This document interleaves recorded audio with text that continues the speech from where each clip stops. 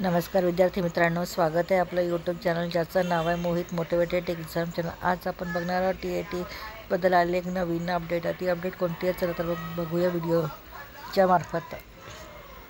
TAT योजनानुसारच राज्य परीक्षा परिषद मार्फत सूचना।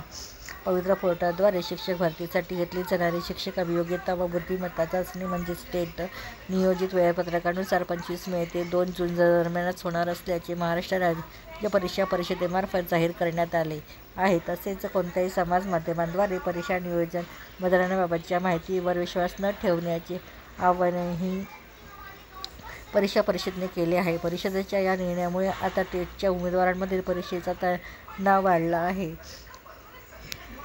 राज्य लोकसेवा आयोगामार्फत घेतली जाणारी गटक पदासाठीची ही परीक्षा तसेच राज्यातील काही अकृषी तसेच मुक्त विद्यापीठांच्या परीक्षा टेटच्या तारखांदरम्यान येत असल्यामुळे ही परीक्षा पुढे ढकलून 1 ते 1.5 महिन्यानंतर घेण्याची मागणी उमेदवारांकडून केली जात होती।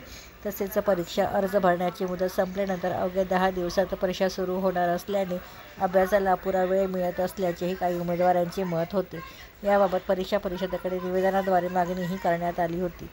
त्यानंतर डिजिटल तसेच समाज माध्यमावरून परीक्षा पुढे ढकलण्याबाबतची माहिती पुढे येत होती। मात्र परीक्षा नियोजित वेळापत्रकानुसारच होणार असल्याचे परीक्षा परिषदेने स्पष्ट केले आहे।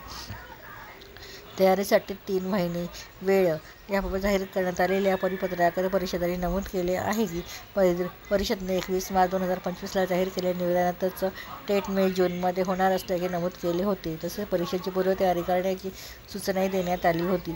त्यामुळे जवळपास 3 महिन्याचा कालावधी उमेदवारांना अभ्यासासाठी मिळालेला आहे। परिणामी अभ्यासाला वेळ नसल्याच्या कारणास्तव पुढे ढकलली जाणार नाही। तर हे होती टेट नियोजनाबद्दल आलेली अपडेट। व्हिडिओ आवडल्यास व्हिडिओला लाईक करा, कमेंट्स करा, जास्तीत जास्त व्हिडिओ शेअर करा, त्याचबरोबर चॅनलला सबस्क्राईब करायला देखील विसरू नका।